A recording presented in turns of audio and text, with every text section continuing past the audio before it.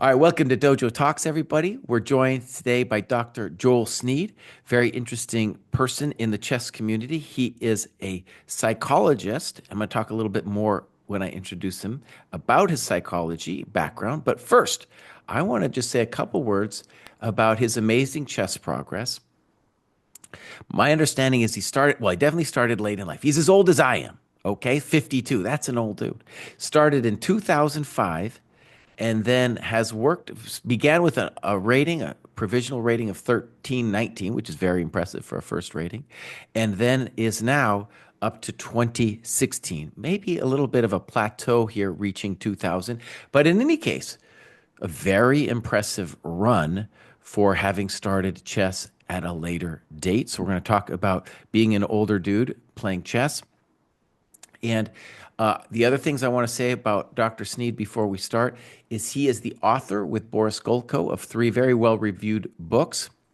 Actually, four. Four. There's four books. One is about psychology and chess, but then we also have the more famous ones are Lessons with the Grandmaster. Those are three volumes. And the other thing I want to say that I think is interesting was whenever I meet a psychologist, I kind of want to know what flavor of psychologists I'm dealing with. And when I was a kid, let's say when I started going to school, like Dr. Sneed, the rage was kind of, say what we call psychoanalysis. Imagine Freud, maybe a little Jung thrown in there. And that's really less popular today.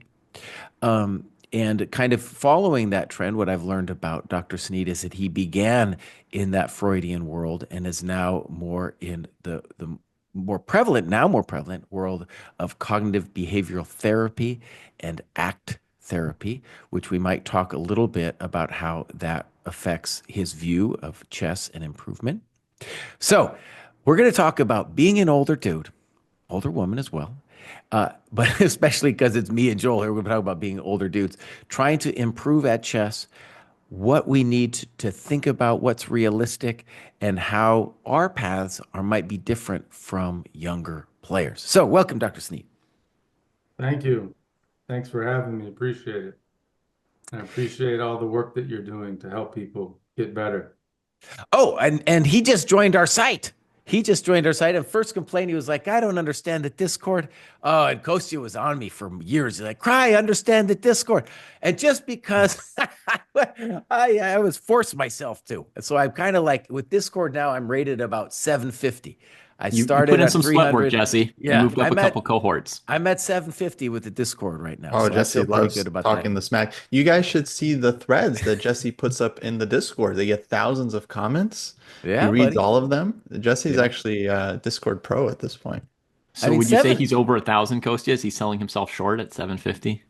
Oh yeah, yeah. Yeah. Typical adult improver underestimating his abilities. He's like easily 15, 1600. Oh, no, I ain't that Nice, high. I'm Jesse. not that high, bud. What's a thread?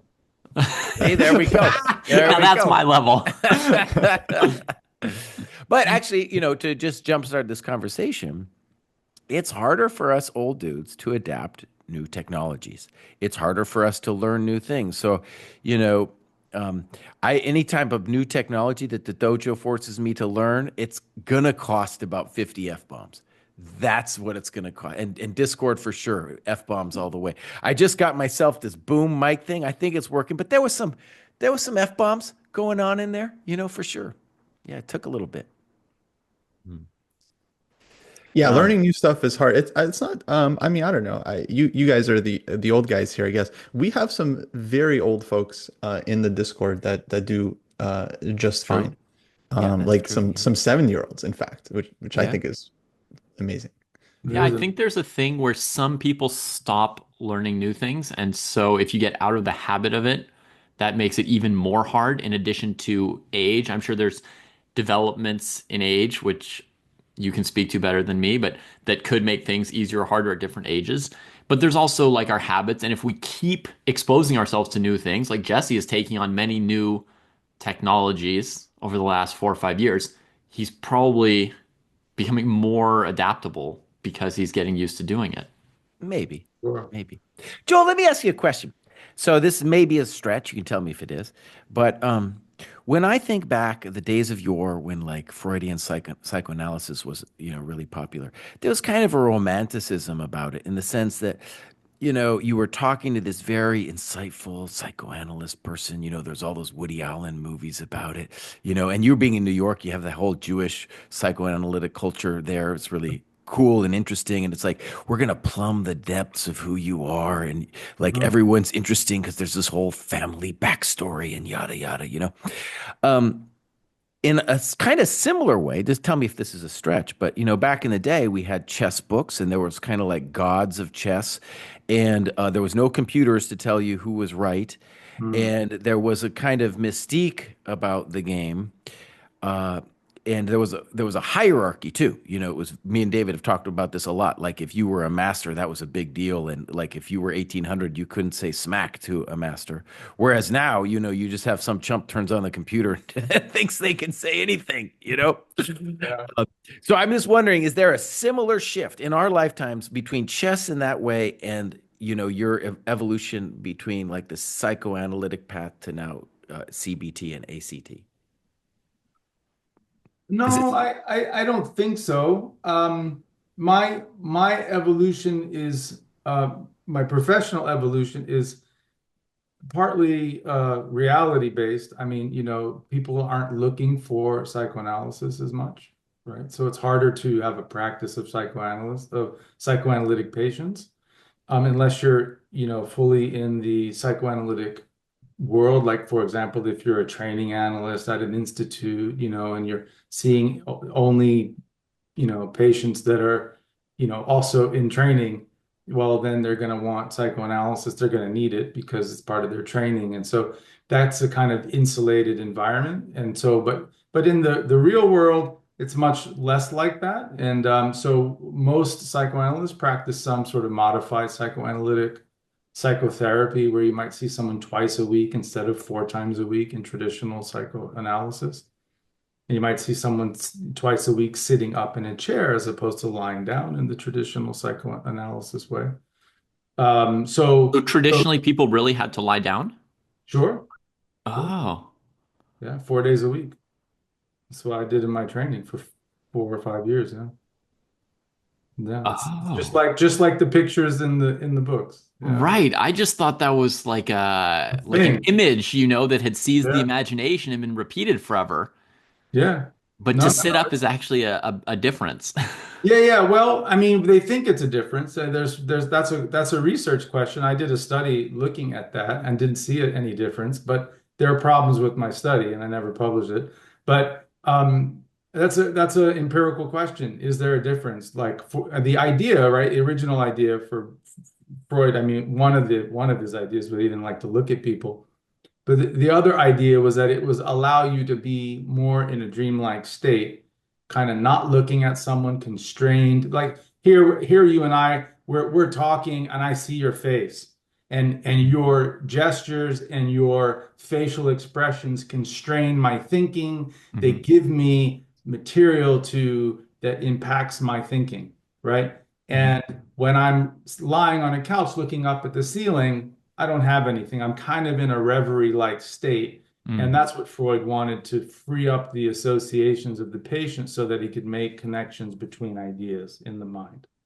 And Okay. so that's just less common today, And so people sit up a lot more. There's a lot less couch work, and you're so we many psychoanalysts like me practice psychoanalytic psychotherapy. So they'll see someone twice a week.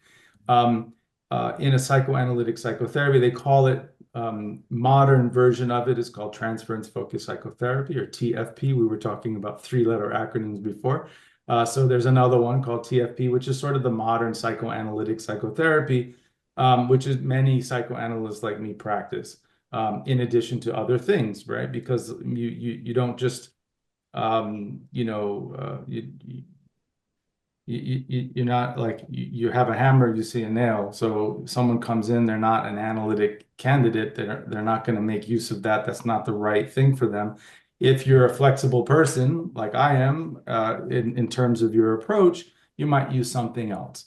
So you might use CBT, you might use DBT, you might use, so for the listeners, versus just always using a hammer. right, exactly. So watchers of the of this show, CBT is cognitive behavioral therapy, DBT is dialectical behavior therapy, ACT is acceptance commitment therapy, TFP is transference focused psychotherapy. So these are all different therapies, and I've just been trained in basically all of them. And then that's just because it's like playing different openings in chess, right? So like you play Nimzo Indian, Queen's Indian, and then you pick up the Queen's Gambit Decline, and then you play the Semi-Slav, and then you Right. start playing the Chebanenko. You explored it, you Like, explored a new area, you found right, some new right, tools. exactly. So, like I'm a psychoanalyst, that's my Nimzo Queen's Indian. Yeah. And Now, then I picked up, oh, I like this opening, so I'm gonna study CBT. And then I'm like, oh, ACT, I've been doing that all along. I didn't even know that was a thing. yeah. And then I was like, wait a second, I've been doing ACT my whole career, and all of a sudden there's a it was already around. I just didn't know about it. Yeah. So I've been doing ACT a lot for the last 5 years or so. Okay. Now, my apologies, but Jesse has lost his internet connection. I can tell you a story, and if he doesn't come back within the story after that story, then we can because I was just interested, he was talking about learning new stuff as an older person, right? And my Hmm. crisis, the latest crisis that sort of triggered this whole thing off was, and Costa, your email was timely because it literally came to me the day I was quitting chess. So it was really kind of funny. So the day before or 2 days before, I was studying the French. And I thought, you know what? I don't know what to play. I'm always in a crisis. I got to play the amateur team tournament in February with Ben Johnson. I said I would play, and I'm panicking because my repertoire is never complete. It never will be, but it never is in my mind. It's completely insufficient. And so I'm like, forget it. I'm going to study the Fort Knox in the French and just play Fort Knox variation. Like it's cramped, whatever. It's a position. I'll play it, whatever. So, and that So came to me let me because I let me played. just clarify for all the Yeah. chess players. You were playing the French, but you weren't happy with some variations. You were playing and No, you no, no. So I've no. played the French in the past. I've mostly played the Caro-Kann in recent years. Okay. And so somebody was, oh, you should play the Karpov variation. I looked at the Karpov variation. I was like, well, if I'm going to play the Karpov variation, I might as well play the Fort Knox. It's the same thing. And so I was like, But without the move C6. yeah, it's just a shortcut to like if you play Fort Knox, you just get Fort Knox and the exchange and the advance, and it's like, well, that's not so bad. So Okay. and it's because I feel like there's more to the Caro-Kann. So I was like, oh, I'll just play the Fort Knox. It's like I can prepare that quickly, go play the tournament. Okay. So I'm looking at the B3 variation in this French thing. I was like, well, this could come up, and this is what I do. This could come up, and I study this complicated line and blah blah blah. And I like this sort of new approach or whatever, or some YouTube videos, a Chessable course, or this or that. The very next day, I get the variation in a Blitz game, and for the life of me, I could not remember anything, like not even my first move. Like I knew, I mean, okay, B3 takes on E4. And like that was the extent of my preparation, but that's just logic. That's not actually what I trained to do the day before. Hmm. And so I played this game, I lost. Yeah. And then I was just like beside myself. I was like, I just literally yesterday studied all of this stuff to play this side variation, to be prepared for this side variation, got the variation, and could not remember for the life of me. And I was just like, that's it. It's over. I'm Yeah. over. The game is over. I was like, I'm done. I went on tilt. I played a Oh. million Blitz games, closed my account. I quit chess. I text Ben Johnson. I'm like, I'm not playing. I'm Yeah. done. Go on without me, man. Save yourself. Save yourself. Right? Know when to leave someone else behind. Right. So I mean, it's just like, it was just one of those learning new things. Like, I don't know. It was just painful. Like I was just like, I mean, I should have been like in the ballpark. I could have had some idea. I mean, I had nothing. It was like I'd never seen the thing before. But And I did you spent study a 2 hours. bunch of lines the day before, or this is the only line you studied? Probably a bunch of lines, but it was one among many, but I spent an hour. But when I say I spent an hour, and I know what that hour was. Me staring at a computer with the Right. computer eval, trying to find moves that keep it equal. And also looking at chessable videos and lines on the thing and trying to put those into my chess base and all that kind of stuff and going, oh, I Mhm. don't like that move. I Well, couldn't play that move. I'll never find that move over a board. Let me find another move. Oh, that's right. play. Just nonsense. It's really all nonsense, actually. But then when you had it in your game, that was like the first time you were actually playing that position over the board, like ever. It wasn't over the board, Oh, luckily. It was just a blitz game, but I it was doesn't just take much. It doesn't take much to send me over the edge. Yeah. And I mean, yeah, that's pretty typical. I would say like even when I'm often preparing for an OTB game for hours and then I'll look at several variations and then I end up just looking at too much stuff because then something will get played that I did look at and then I don't remember exactly what I wanted to do there because it was just like I just looked at too many lines and they all kind of blend right. with each other. And yeah, I mean, I don't think it's great for memory. It might be good enough to cram for one game, but then like the next day, Clearly not. you're definitely not going to remember it. So it's Yeah. like No, I yeah, think I I think the think you got to frustration understand your positions. I think the frustration that Joel expresses is something that essentially every chess player can understand, right? Mm. We've each hit some point where we thought we learned something and then we couldn't deploy that knowledge or that skill it could be an opening that you've memorized. It could be like you've learned the Philidor position or something, right? And then you botch it in a game. It could be any piece of knowledge that you then can't apply at some later date. And it's such a frustrating experience when you just look at it like that. It's like, yeah, that's logical. Yeah, go ahead, quit. I'm with you. Like, it's just too painful. Right. If you can stop and really like reflect on it, then you can come up with, questions like Kosi as a trained coach, right? Like, well, how many other things did you look at and how long did you spend on it? And, did you actually have like real pieces in your hands? Or, how much time did you have in the Blitz game to recall your knowledge? It was a 3-minute game. Maybe you spent like 20 seconds trying to recall it and you didn't recall it and you blanked and played some other move. Maybe if it were an OTB game and you had 15 minutes, maybe you Right. could have brought back some of your analysis, right? Yeah. So once you calm some of that emotion, maybe there are ways to attack it and realize that it's not the death knell for your chest. Right. Well, that would be rational. Right. That was, I want nothing to do with Yeah. that. I just threw everything away. I was like, I'm done. I'm done. I took well, anyway, it's fine. It's fine because the story was that's the story. And then I texted Ben. I said, I'm not playing. And I went, checked my email, and there was Kostya's email. And I Wow. was like, well, now what am I going to do? Uh-huh. That is pretty serendipitous because I emailed you like 3 months late. So Right, it's not like right. I It just wasn't replied even to like an you. expected email. It was 2 months Yeah. or 3 months later from when I emailed you originally. So it was just totally serendipitous. Yeah. It was like you had turned towards destruction and hell, and then the little Kostya angel appeared. It Right, was like, right, hey. right. Yeah, yeah. No, it was quite amazing.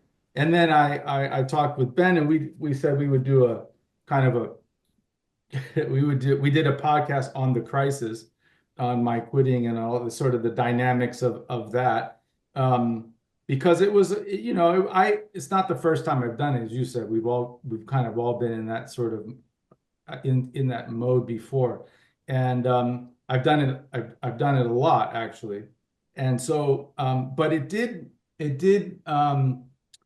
compel me to really, really dig into what is going on, like from a therapy standpoint. Like I need to treat myself.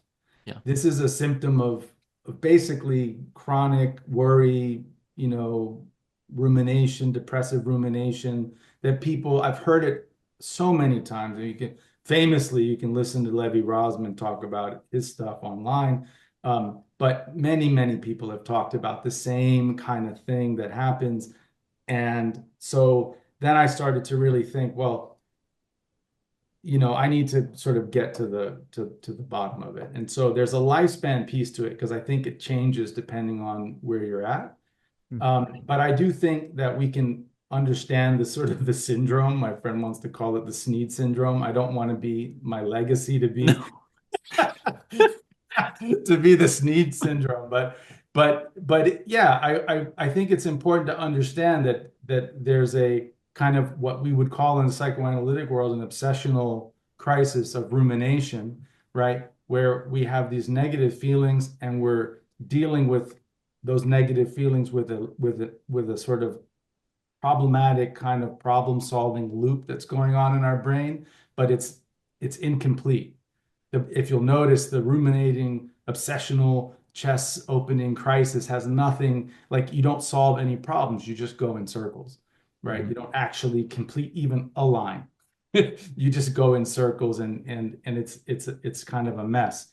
And that's typical of people that suffer from chronic worry, right? People with generalized anxiety disorder, for example, right? They just start worrying and worrying and worrying and then obsessing and chronically thinking about what about this and what about this and oh my God and this, and they work themselves up into a tizzy, right? And has that always been how part of a component of your relationship with chess? Like since you started playing OTB, I guess 20 No, it's years ago? gotten way worse. Okay. That's why I thought there was this interesting lifespan piece because it Yeah. wasn't as bad before. I've always been kind of, as Boris used to tell me, I'm too academic, right? So I've always been very sort of academic because that's what I do. But Yeah. so everything's a dissertation project. But Yep. but it's gotten much worse, and that's where I think the time piece is really, really important. So the older I get, the more time feels limited and the more pressure I feel and put on myself to be able to play something new quickly. I don't have time to linger and to learn and to let it marinate, which chess really does take, right? So like I prep something and then the very next day I need to be able to play. It's a perfect example. And the reality is that I just, first of all, prepped a bunch of stuff. Second of all, it was a 3-minute game the next day.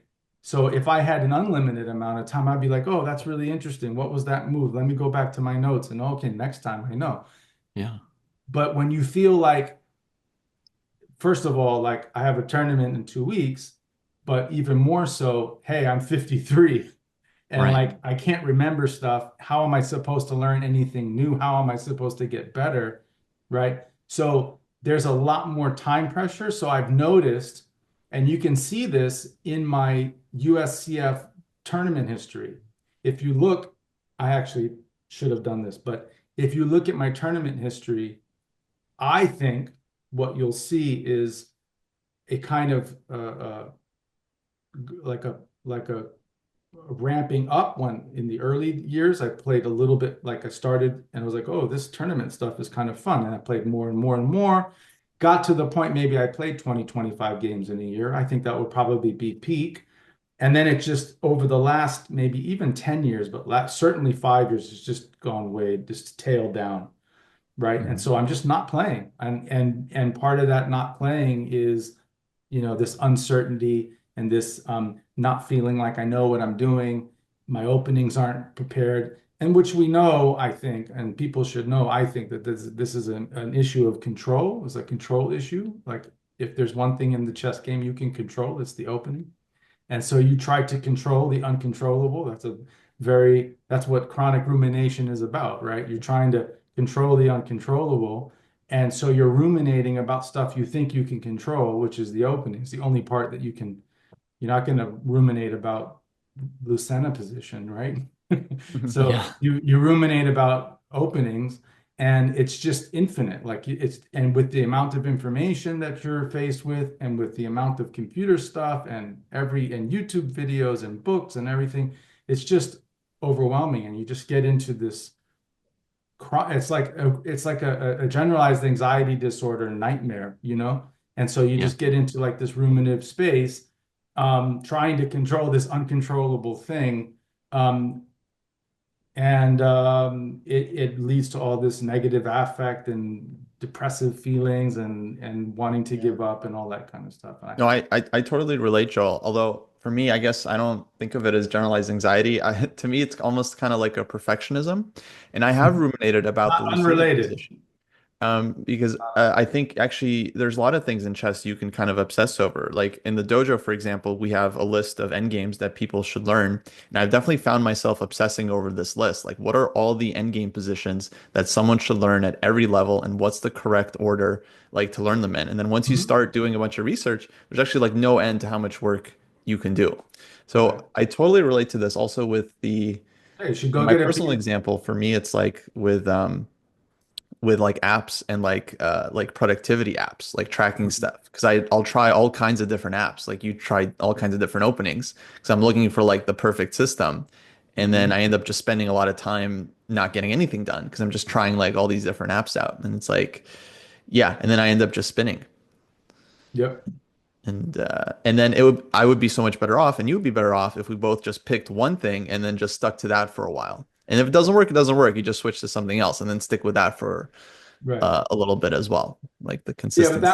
that would be rational. Right. And If only there was a way. if only there was a way to be rational.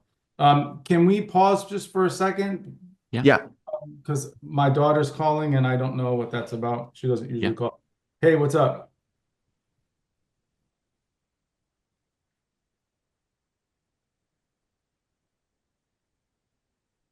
Yeah, I'll pick you up at 6. Okay. All right, bye. All right. Sorry about that. No, Um, no worries. yeah, so that would be rational, right? You have one thing, you try it out, and then you move on to the next Yeah. thing. You Um, evaluate and then you continue that and move on.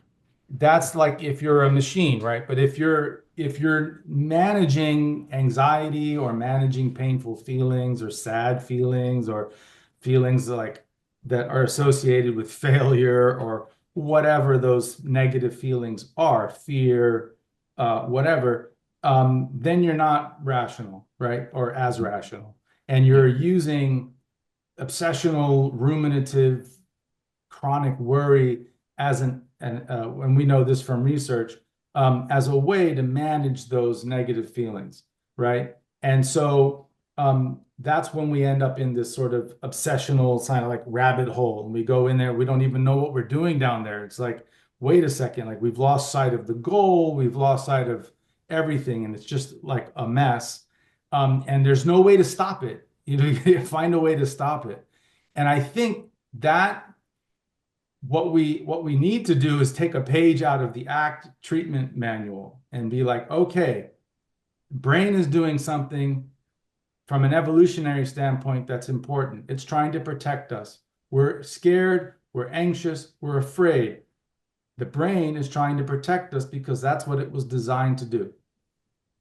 Great. Thank you very much, brain. However, right now, that process is not helpful, right? And we need to be able to sort of get into okay, what kinds of skills can I develop to aid my chess improvement so that I can let go of this stuff and get back on the right track. So when if I start going down that rabbit hole, how do I let go of that and get off that rabbit hole and just try to get back? And so there are many, many skills and techniques that you can use that we teach patients all the time to help them with painful feelings, right? So you get bummed out, like you get into a fight with your boyfriend or your girlfriend, right? You get upset, dysregulated, right?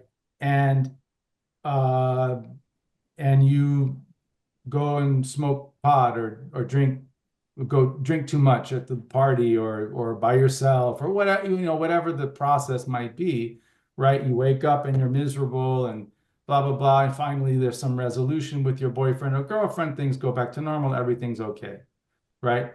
But how can we, when we go down that rabbit hole of like everything sucks, right? Nothing's gonna be okay. he doesn't love me, she doesn't love me, I'm never going to meet anyone or find anyone, or this all sucks kind of thing, how can we pull ourselves back off of that? Because that's when that happens, we're hooked, right? We're hooked and we got on the wrong train and there we go, right? And so we need to figure out a way to pull ourselves back and get off that. So from an ACT perspective, right, they would say something like, hey, you're hooked, right? You got on the wrong, this is what my terminology is, getting on the wrong train, but they talk about away moves and getting hooked and going on, going away from living a life of value that you want to live, right? So you're moving away from that by going down this rabbit hole. And you want to be able to use skills and techniques, and they use a lot of mindfulness, very short mindfulness techniques and strategies to help sort of pull you out of that, right? So they would say, like, as I was saying, right, you might say, thanks, brain, thanks, mind, for noticing that I'm having these ruminative thoughts about all this. Thank you for, acknowledge that you're having those thoughts, right? And then say, well, thank you very much for protecting me, because that's what your brain is trying to do, but it's not very helpful right now. Like, there's nothing out there that's really going to hurt me. I just need to acknowledge you, thought, and let that I do leaves on a stream. I say, put that thought on a leaf and let that thought float down the river and come back, engage fully. They talk about sort of getting connected with your body again, shake yourself out, do a little stretching, come back and engage back in what you're doing, right? And so that's ACE, the ACE acronym in ACT, right? Acknowledge, connect with your body, engage, right? So there's a bunch of these mindfulness types of things. By the way, there's a cool chessboard metaphor in ACT, which is you want to be the chessboard. You don't want to be the game where the pieces are fighting with each other, like the mind, when we're struggling with our negative feelings and negative thoughts and emotions. We make a move, they make a move, we make a move, they make a move, right? It's a mess. We want to be the board watching the game. So when our mind is in that mode, we need to take a step back. And one of the ways we can develop that kind of distance is we can say, hey, I'm noticing that my mind is starting to do that. I'm starting to go down this rabbit hole. I'm move 14. I'm turned on Fritz 17 or Stockfish 17, and I'm turning on the computer to look for some stupid move on move 14 because I'm worried that it's not equal or something like that. And it's just like silly. It's silly, really, Yeah. for us. And we need to just be like, okay, I'm noticing that I'm getting into that. I got to figure out a way to let this go and get back on the right track, which is doing the things that you guys have in your program. It would be far better to just turn off everything, go do 30 minutes of 2-move checkmates Mhm. and call it a day. Joel, let me ask you about something, which I think something you're saying is really reminding me of part of the article you sent us to Hmm. read to help us understand the subject, um, which That's is the holding chapter, right? Yeah. the holding chapter, yeah. Which And is you were talking about, like it sounds to me almost like you're talking about a crisis yeah. where you're considering giving up on whatever your chess goals are, Hmm. right? Like when you're sending a message like, go on with the tournament without me, I can't learn anything new. It feels like you're sort of on the borderline. You're hitting an obstacle big enough. Hmm. You're on the borderline where you're considering stopping playing chess Right. over that thing that's not over that obstacle, right? Hmm. So when you have this moment where you study something and you can't remember it, you're thinking maybe this means that my whole goal in chess is unattainable. Hmm. Like I simply can't do it. I'm too old to do it, or what's your kind of what's the formulation in your mind of this crisis if it is a crisis as it sounds? Yeah, so in that chapter in Ann Holding's work, right? She's a professor at NYU, and in her line of work, right, they would call that an action crisis. Yeah. And then And you're thinking about disengaging from the right, goal, right? disengaging from the goal if it's causing distress, right? If it's I mean, they have research that shows that when you're approaching a goal in the wrong way, right? And you have all that pressure and all that outcome stuff. You've seen this professionally. You've watched tennis players, you've watched chess players, you've watched basketball. People have had difficulty with this kind of stuff um, in the limelight. They just happen to be incredibly talented and have put in a lot of work since they were kids, so they happen to be in the limelight. Um, but there is a real um, achievement-oriented sort of approach, outcome-oriented approach that people that are ambitious that want to try to achieve these things take. And when you have that kind of approach, and you have all those kind of outcome goals that you're judging yourself by, right? When you fail to achieve those goals, it leads to all kinds of bad feelings and kind of misery. One of the things that several years ago I was so impressed with Magnus Carlsen because he played a Blitz match online. This blew me away, actually. He played a Blitz match, and I don't remember against, it might have been Fallujah, one of those like Blitz things where they end up playing Bullet at the end. Yeah, a speed chess He, championship match. yeah, something like Couple that. hours. He lost to Fallujah in the finals, and they talked to him afterwards, and he started off terribly. I don't remember what happened. It was in the 5-3 portion or something, 5-2 portion. He started off terribly and lost, started 0-4, I think it was. And then afterwards, the Tanya Shakdev or something was interviewing him and said, yeah, things didn't go that well for you today. It was really disappointing or something like that. And he was like, well, actually, it started off so badly. I thought I was going to be blown out of the water, but I managed to right the ship and started to get momentum and get in the groove again. And I managed to make it a match. So I'm actually really proud with the way I managed the crisis and get back in and get played back into the match. I was just blown away. Like that guy. Either he's seeing a psychologist and they've been doing some serious sports psychology, or he's just has that innate. Natural. There Yeah. are people that, and you can listen when that started me off, um, sort of listening to some great players and how they talk about winning and losing. I watched Tiger Woods after a press conference where he didn't play well. He's got nothing but problems for the last 15 years of his life. Broken foot and leg and injuries and all kinds of problems. And they're like, oh, and if you listen to him talk about how he played, it's always like, I did this right, I followed my game plan, I couldn't get, I didn't get this to work right, I get back on the practice tee and work on that a little bit. But it's just so process oriented and Yeah. so focused on what he was able to, what he's in his control and what he was able to sort of bring back, and do well. It's really like these guys are all, and like in tennis, they now, yeah, I don't know if you watch tennis, but they've got a whole box full of people. In the old days, they had no one, but now they've got a coach, they've got a physical coach, they got a stretching coach, they've got a sports psychologist, they got a nutritionist, they got a whole team, right? And there's sports psychologists helping them with exactly this kind of thing. Like, how do we stay focused on the process as opposed to the outcome? Because when we start to put that pressure on ourselves, we kind of just fall down on it, man. It just becomes this weight. And I think when you add lifespan issues around time, and we know like from research that when we experience time as limited, right, it changes the way we approach things. Mhm. And so you put all this pressure on yourself and it creates a lot of negative feelings. And Yeah. so I think for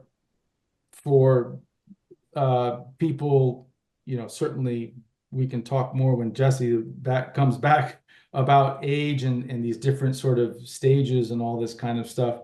But it's true for younger people too, and people, you guys that are playing at a high level, you know, there's a balance there between trying to achieve your goals and work towards your goals and stay focused on process so that you don't get down in the dumps when you're struggling with achieving those goals, right? And so that process versus outcome oriented approach is very important when you're dealing with these action crises and these goals that Anne is talking about in that chapter.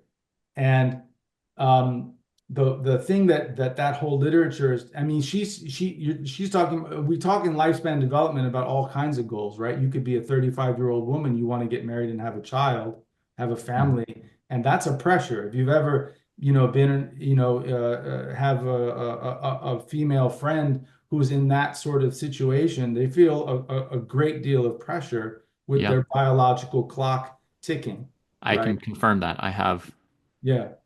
I know friends in that situation. Yeah. Yeah, exactly. So it's like that's a pressure. And so for someone in my age group, right, we're just like, wait, I'm only getting worse. Like the cognitive clock does not go backwards. Mm. There's no chess player that's getting better except Vishy Anand, right? That's getting better at 53. Right. Now, Keith Arkle had a really interesting point. The British Grandmaster had a really interesting point about this that I think is kind of useful to keep in mind. He said, and I was talking to him, he said that it's true for accomplished chess players that the trajectory is always downward when you're talking about moving from being at your peak. Let's take a world champion, for example, like Magnus or whatever, 30, 35 years old, like his trajectory is going to go down eventually. I mean, maybe not, but eventually it goes down. Mhm. Gary Kasparov, right? Retired at 40, somewhere around there. They're going down in their trajectory and it doesn't get better. Fluid intelligence declines with age, right? And when no, I forgot what I was just about to say. So Um, I think you were going to say that somebody who's a less accomplished chess player, despite yes, their fluid intelligence decreasing, they may right, have enough gaps, weaknesses, new areas right, of skills and competence to build that right. they could try to outpace the decline.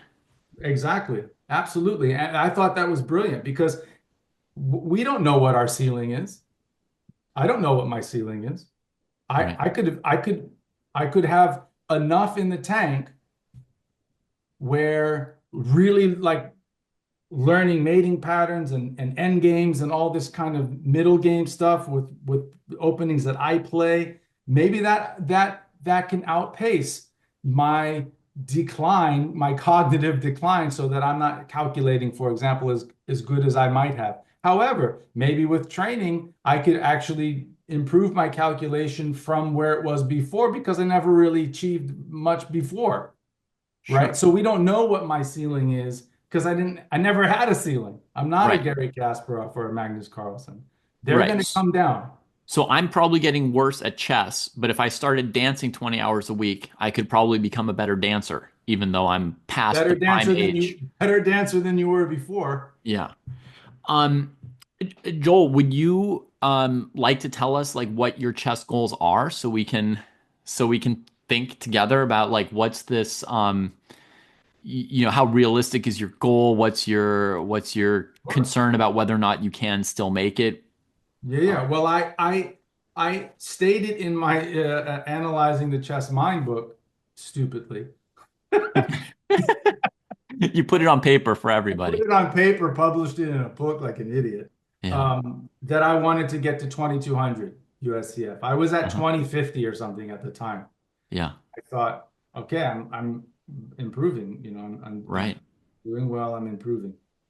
I think things got worse actually, like psychoanalytically speaking, when Boris left, he moved out of the country, and I stopped studying with him, and I didn't have that relationship with an authority figure the way that I had with him.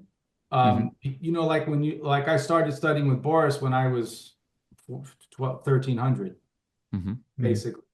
And so he told me to do stuff and I did it. Right. I didn't know any different. He taught me Nimzo, Queens, Indian, D4. Like that was what Yep. I knew. You couldn't hesitate or doubt Yeah, or worry all the time couldn't fight because with him. you trusted him and he said do Right. this and then you just do Right. it. Is great. Yeah. And now I talk to anyone. I'm like, yeah, but what about this? What about that? What about this variation? What about that variation? I don't like that position. Yeah. Yeah. Right. So every person that I've studied with since, I have that sort of undermining the relationship. And Yeah. so that's, I think, been a struggle I'm aware of.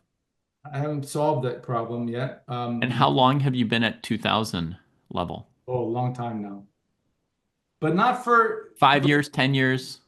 I don't remember, Okay. maybe 10 years, Okay. 5 years. I don't know, but it's not, it was, that was my stated goal. My long-term outcome, distal goal was 2200. Hmm. Um, I don't know whether um, I can make that or not. Let me restate that. I think I could get there. I think I could get there, but at what cost? Hmm. And I'm not sure that with kids and family and all these other things that I'm quite willing to just give over all of it to getting to that goal. And Right. I'm not sure that in maybe 5 years when my kids are off to college and all that kind of stuff, and I have much more time, for example, to myself, that I'll still be in position to actually get to that goal because then I'd be close to 60, right? So that's that goal value thing. So Right. another part of the thing that I think is important in that chapter, right, that I sent you, but also in ACT is trying to like understand what our values are, right? So another thing that this B3 French crisis created was what are my values? What's important to me? Like my patients are important to me. My family is important to me. My wife is important to me. All of these things are important to me, and chess is important to me. You know what I mean? And Right. so I'm not willing to lose all of that stuff, give up all of that stuff if it requires me to do that in order to achieve my goal. I don't Right. know if it does. And I also don't know whether I will be able to do that, if I'll be cognitively able to do that at close to 60. I don't, those are open questions.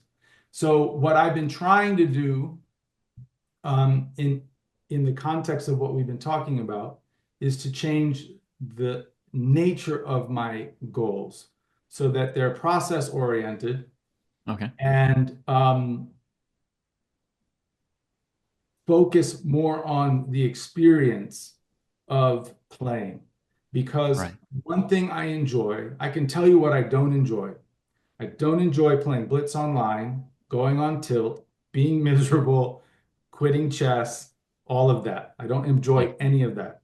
Right. I can tell you that what I really, really do enjoy is going to the tournament hall and playing a game. Right. I think Super important.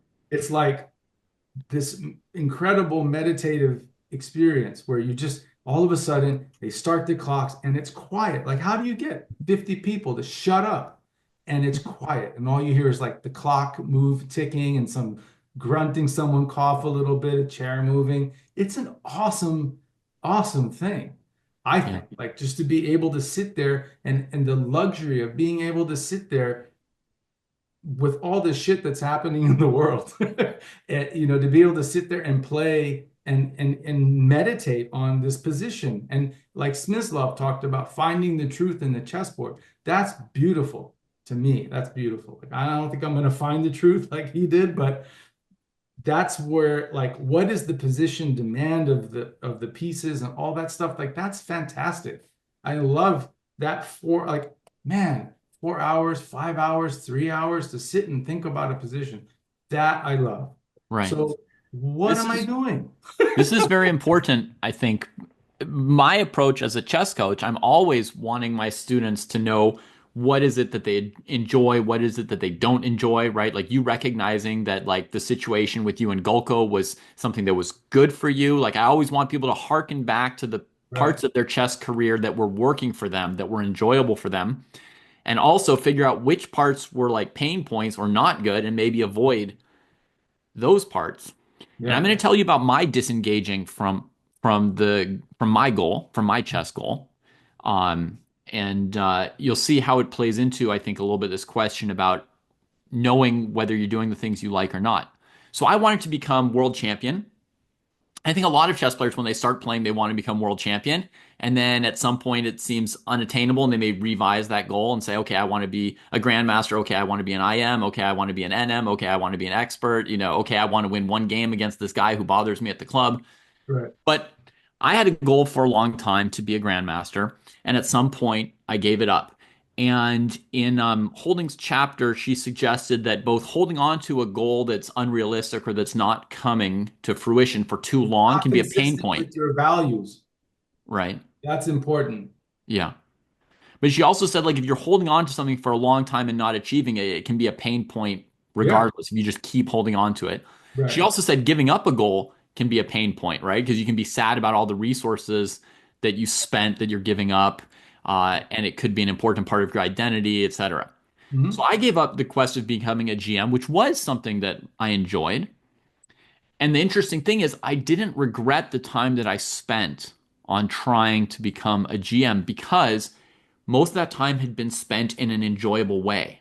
I had Mhm. spent my time training with other players, which I enjoyed doing. I had spent time investigating chess questions that were of interest to me, opening questions, endgame questions, looking at beautiful games played by, Mhm. Kasparov versus Karpov or whatever. So I'd enjoyed what I'd done along the way. And also, I'd gotten to an IM level, which was not worthless. Mhm. And, I was thinking, like, if you have a goal, like get married, and you make it all the way to the altar, and then you get left there, and then you're sort of back to square one, you might not look back on it and say, well, I got 99% of the way there. It was pretty good. Like, I could go around and tell people I'm almost married. But with like my particular chess goal, like Mhm. I could get to 2400, reach a decent level, play some games that I like, play against some GMs, talk to some IMs and GMs, like so the partial level was okay. And so I think that's probably useful for most people, right? If you're approaching the goal doing things that you're not going to regret later or feel bad about the investments you put in, if the process is going to be Right. uh, pleasant along the way, then you can adjust your goal or disengage from a goal without as much pain, maybe. Right. For sure. For sure. Yeah. Yeah. I mean, I think that yeah, so to take that, right? Where my goals are now are more consistent or trying to be more consistent with what you're talking about. So if what is what do I enjoy? I enjoy playing tournament games. So my goal is to play. Hmm. I have a very simple game. Like I don't play. Look at my USCF thing. I played 6 games last year, maybe 10 the year before, 10 the year before Yeah. that. What's the point, Joel, if you're not going to play? I mean, that's the whole. Right. What's the point? Like it's just a lot of obsessional rumination. Yeah. And I don't even And if know that how. were the part that you enjoyed, if you were somebody who enjoyed obsessional rumination, Right. then just carry Then right on with it. right. Then you go get a philosophy degree, right? Yeah. But I don't enjoy that. I enjoy actually playing and it's fun.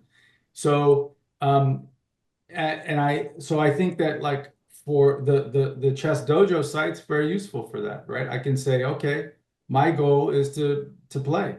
That's my only goal now. And I let the chips fall where they may. And I'll try to use all the stuff that we've been talking about to keep me on the right path, right? On the right train, Yeah. doing toward moves towards the goal of playing. And if I start ruminating, going down the rabbit hole, which happens all the time. I had my wonderful friend knows nothing about chess. Listen to my podcast where I was lamenting about I'd love to play the Catalan. I'd love to play the Catalan for so many reasons. I think it's a good fit, so on and so forth. But so much theory, I don't know it. How clearly I can't learn. because I can't learn the B3 French. How can I learn the Catalan, right? Bear in mind, I can't learn as one of the constraints when telling me what to play. Right. So I was like, but my dear friend said, uh, Dr. Bonica she's up in Amherst, Massachusetts, a psychologist up there. She knows nothing about chess. She wrote a text to me because she listened to this podcast, and she said, play the Catalan. It's all about process. It's all about the journey, Joel. Ah, Right? And so even she gets it. Yeah. truer words can never be spoken, She's right? as good a chess coach as Coaster Eye. We would tell you the same thing. Just play it. Just put it Yeah. on the board and Yeah, play. and in fact, I'm pretty sure, Joel, we might have talked like 2 years ago, and I feel like I remember you struggling with this, and I'm pretty sure I would have told you the same, like, yeah, just play the Catalan. Like, what's the You what's the problem? you said exactly you said exactly and the process too, right? The process of like put down what you know and then go play. Then go back to what you wrote down and add game by game. That's how you do it. I know that's how you do it. That doesn't stop me in my brain from like obsessing about it. Mhm. So as far as goals are and like actually staying on point, right? When that starts to happen, I've got to figure out a way to pull back and be like, you know what? I probably know enough about openings to play. Most Well, people that I've talked to that are in your position, right, your level, have all said that I have like master level opening prep. right. So Okay. what am I worried about? Just go So, play. what would you advise to someone else in your situation who is, let's say, continuing to do the activity that you don't want to do? How would you advise them to get out of this? Is this an area for an implementation intention, or what's going to get someone out of this? Well, I can tell you what I'm trying to do for myself. There's an old commercial from the New York area on the hair club for men. And the guy goes through this rigmarole and he says at the end of the commercial, I'm not only the hair club president, but I'm also a client. And he shows before and after with his nice head of hair, right? And so what I would advise, what I'm trying to do myself first is sit down with your values and your goals. Like, what are your values? If your values are only about chess and winning and relating, then fine. Then you're going to be much more comfortable with putting all of your eggs in that basket, right? But if your values are like for me, like education, learning, um, those types of things, then and family and health and all that kind of stuff. And we haven't even gotten to the health part of of cognitive aging, right? And the importance of that for training for older people is different, right? Because Mhm. in order to maximize cardio respiratory fitness, we actually have to be in better shape because your brain's going to get tired. And we have to talk about that later. But so it's not just solving tactics. It's not just doing puzzles. And you know what I mean? Like, I think Jesse talked about that once on one of your podcasts, where he's talking about he was in the older 50 plus, right? And he was like, guys were 3, 4 hours into the games and they were falling apart, right? Because you need to train more than just puzzles, more than just openings or whatever. So values and goals, like I looked at my values. I did a whole card sorting task online, several different card sorting tasks. It's common in ACT to look at values. Like, what are your values? What's important to you as a person, right? Um, so I did that. And then I started to look at my goals and I started to think about, well, how do I have goals that are consistent with my values, right? And try to think about that process versus outcome approach and be like, okay, well, how do I think about goals so that they're more process oriented and less outcome oriented? So not about winning and losing Mhm. and more about enjoying that moment, that time that you get to spend, thinking about the long time control game as training right? Process-oriented goals have the advantage that you can also sort of always keep working on them, even in the middle of a competition that's not going the way you want. Like if you go into a competition, I'm going to score 5 out of 6. Right, Once you've lost 2 games, what do you do the rest of the event? right. Whereas if you're And trying to do something process-wise, you just always keep going. and it's always something that you have in your control, right? Right. So if I sit down across the board from you, probably not going to win. From Kostya, probably not going to win. Jesse, probably not going to win. But I can play hard. I can really try to calculate hard. I can put my best foot forward. I can do all of this good stuff, like Magnus said, right? He didn't win, but Yeah. he was really happy with the fact that he made it a game and he fought back, right? And Yeah. he almost won, So right? he slipped right into his process-oriented Yeah, goals anyway absolutely. and just did the most that he could Yeah. that day. Right. He lost four in a row, and he was like, "Oh my God," against Ferrugia. And then he managed to make it a game, and he was proud of the resiliency and all of these other factors that had nothing to do with winning or Mm. losing. And so that's why I would start with values and goals, thinking about the goals, trying to make them process oriented. This is what I'm going to try to do so that I can play, which is now my new goal. And I will let the pieces fall where they may on the board. And as soon as I start thinking about, like I was telling you, my friend said play the Catalan, I'm like, I start spinning. I start Yeah. spinning. Oh, I can't play that, or don't know that, or whatever. And I don't know the variations. I definitely don't. And there's too much to learn. That's probably true, but probably true for you and Kostya. Well, no, It's let me tell you the story, Joel. So, like last year, I set a goal for myself to play more 1e4 on the first move because I'm longtime d4 player, and I want to play more e4 because I want to like develop my chess, like learn sharper positions, and also Mhm. helps me for teaching if I have a lot of experience myself. And I Mhm. remember telling this to a coach and saying like, but I have a hard time playing it in games because I don't have a lot of experience. It's like I'm worried I'm just gonna get out prepped or outplayed, whatever. And he's like, well, the way you get more experience is by playing it, you know? So it's like, I don't know what you want, but like that's the only really That's way the way to do it, through. right? And then I played e4 a couple of times, and every time it was like a rush, just to play like the first move. Um, Mhm. and and then win or lose, I did fine with the opening, but win or lose, I felt very happy that I just got e4 on the board. I was like, all right, I'm an e4 player now. So what I want to say is like you should really play the Catalan at the US amateur team. Just Right. decide Put it on the now, like board. just play it. You want to play it in the future. And it's not e4, it's like Catalan's way easier than e4. E4, there's so many Sicilians and sharp lines. Catalan, Right. like you're fine. Your king is so safe. Like Yeah, just play yeah, it. no, and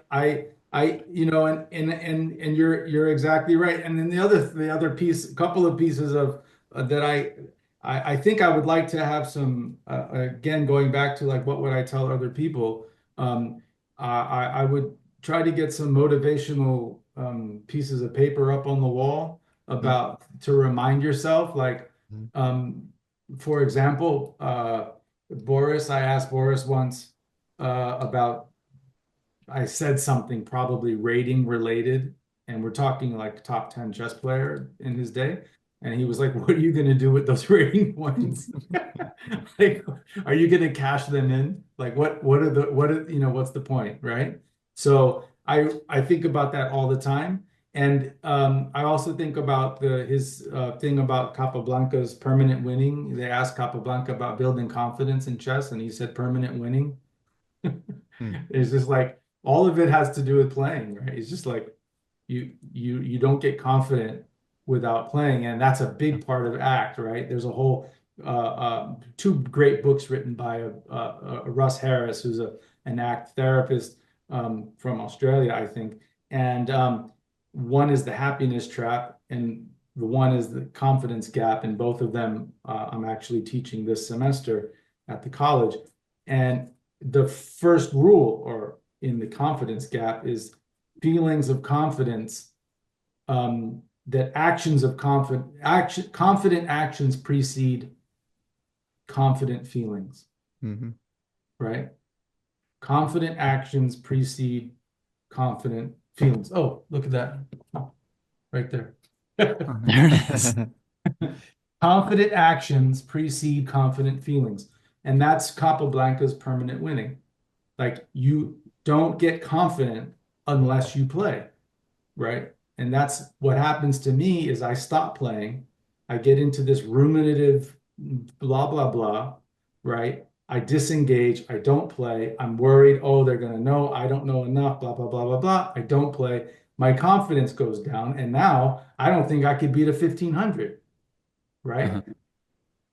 Yeah. So that's the cycle. And then I've got to work myself up with all this opening prep just to get back to the tournament, right? And it's a complete waste. I need to be playing every week and have a good time.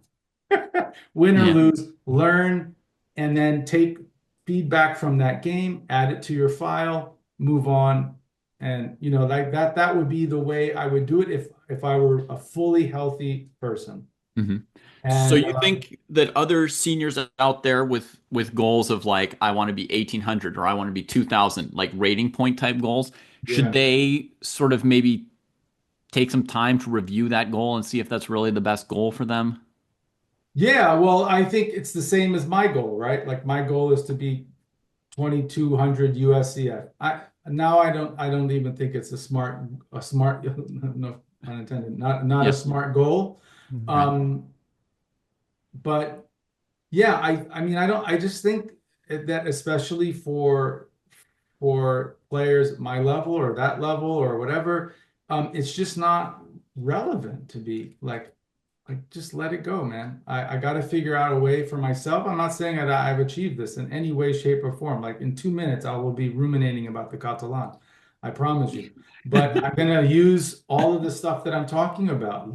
Thanks, brain. I know that you're terrified about going in there and just having no idea what's going on and getting crushed and whatever that means to you psychologically, right? I know that's gonna happen. Thank you, brain, for trying to protect me, but it's time to let that thought go down put that on a leaf, let it go down the stream, engage, shake out my body, stretch, engage with what I'm doing. Like pick up my book, bang, there it is. Start doing some two move tactics. Yeah, just focus on the process. What I would suggest for the rating goals, because I don't think they're useless, actually. I feel like they're very valuable to have something to strive towards. I would just, and this is how I approach them, I would just treat them as milestones. It's like a rating milestone that you want to hit. You want to commemorate when you do hit it, like maybe you want to remember the age or whatever year you hit a certain rating. Like I think that's fantastic for motivation. But yeah, when it comes to goals, I would say for goals, that should be something like you can break it down on a daily or weekly basis. I want to spend this many hours on this thing every week. I want to play this many tournaments this year, like stuff that's within your control. It doesn't depend on your performance or your psyche or like anything like that. Because yeah, Okay. ultimately our rating is out of our control, but it's like a nice little achievement to work towards is how I would approach it. Yeah, I mean, I just like that goal of playing. I think it's a great goal. I think that's a great goal that Yeah. you guys have on the website. I remember some years ago, maybe 10 years ago, I had a consult with a strong IM in, I think he was in Boston. I don't remember his name. And I sent him a training plan. I was like, this is I'm gonna do train him 1200 tactics a day, and I'm gonna read 1200 books and this it was like a 3-page document of stuff. And he writes back and he was like, this is great, but you don't mention once in this entire document when you're going to play. Not Right. once. This was 10 years ago. You're Yeah. not, how is your training plan have no playing in it? Uh-huh. Like, it's not a dissertation, it's a game. You have to go play it, right? So that's my journey.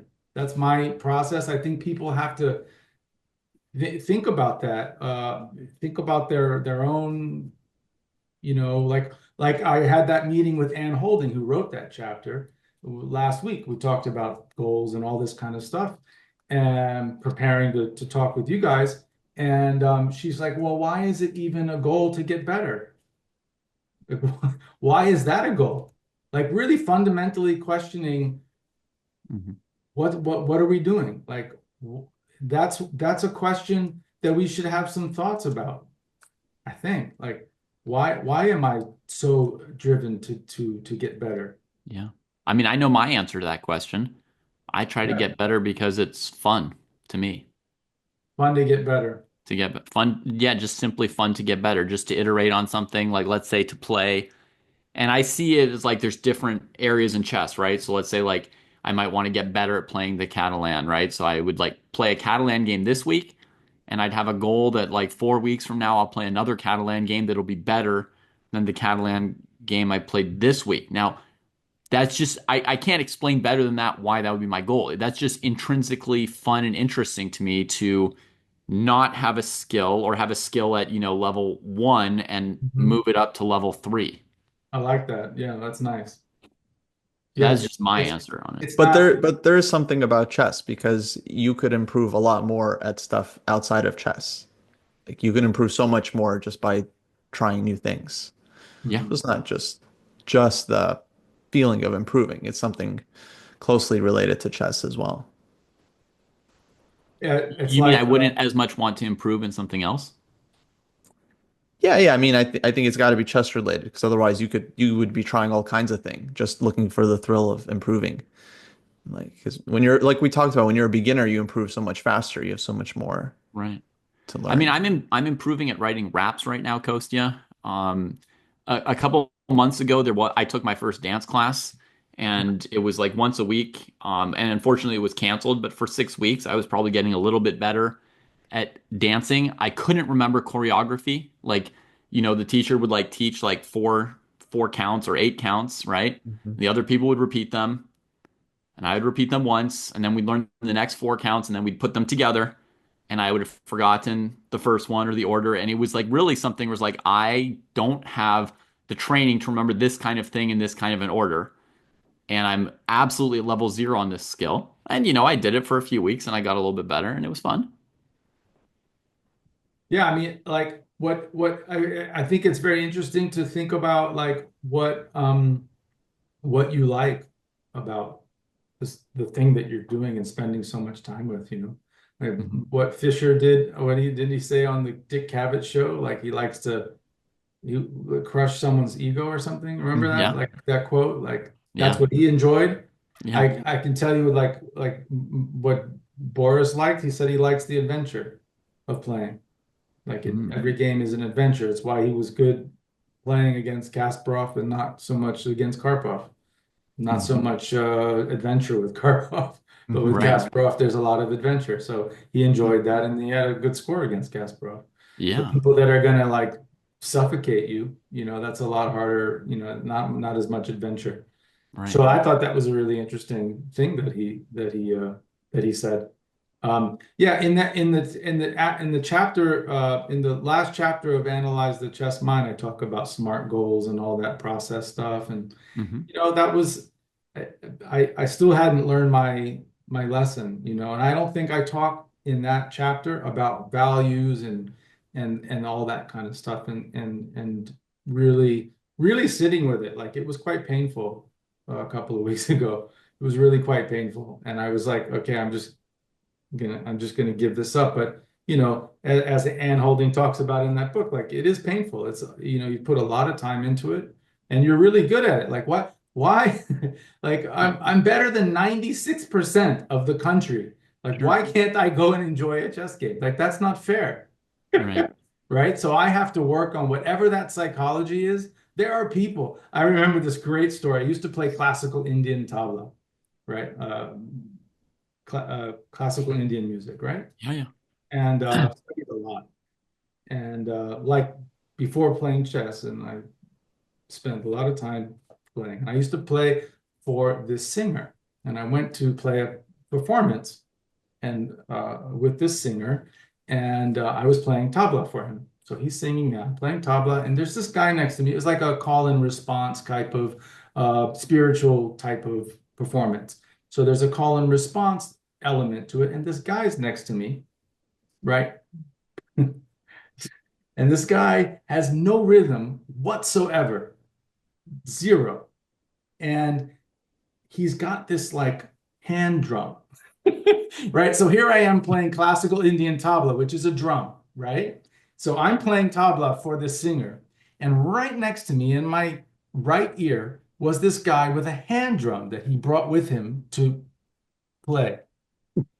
And so I'm trying to play classical Indian tabla rhythms for the singer. And I've got this guy who's like banging completely off key and off beat right in my ear. And he was annoying me like I was dying. And every time I look at him, he was the happiest person in the world. I was waiting for that. It was just like bang, bang, bang. I was like, oh my God. And then I would look at him and he was just like living it up. And I was like, what can you do with that? What can you do with that? You got to just go enjoy that. Yeah. That's what we have to get. Like, why, he doesn't even know how to play the drum and he's having a great time. And here I am, 2000 level chess player, and I can't enjoy a game. I can't even go play and do something that I really enjoy because of blah, blah, blah, blah, blah. Like, that's So a shame. in a sense, it's like that guy is playing the drum better than you're currently playing chess, Because he's playing. right? Because he's playing and he's enjoying it. Like he's Right. playing it to a standard, to an experience Right. that's working for him. Yeah. So if Well, I it's not get, even about him playing it better. I would say Joel is still a better chess player than that dude is a drummer. But what it comes down to is like whether or not you're enjoying the time you spend on this planet. right, And Right. It depends in how we that sense, define that better, guy's right? winning. Like is better more skill or is Right. better like just like getting into the activity and like experiencing it, enjoying it, right? Like there's other ways of defining better other than just skill. Right. So if in January of 2026, we redo this podcast and I've played 25 or 30 or 40 games, Whoa. wow. That's I a mean, lot. come on, we're throwing a party, a dojo party. Yeah. Let's do it. My rating will be- It might be 1640, but it doesn't matter. It doesn't matter. If I'd give you a party for 20 games, right? right? Because Yeah. you had like 5 last year, right? So 20 Yeah. is already a good increment. I'm trying to make an arrangement right now so that I can play a weekly chess game.